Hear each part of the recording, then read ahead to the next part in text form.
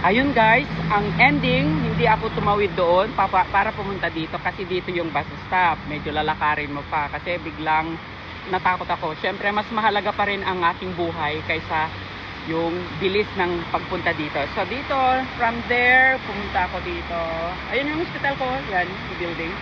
So mula doon, lakad, takbo. Ambon lang naman, hindi naman ulan na malakas. Hindi nga ako nabasa. So dito, tumawid ako dito. Yan. At dito, sa footbridge na to, success. O diba? Ayokong mag-taxi kasi tipid tayo kasi wala tayong masyadong datong ngayon kasi naubos sa ating mga alam na, mga investment. Mga investment na minsan na palpak. Wala oh, lumakas yata yung hangin oh, bumagsak.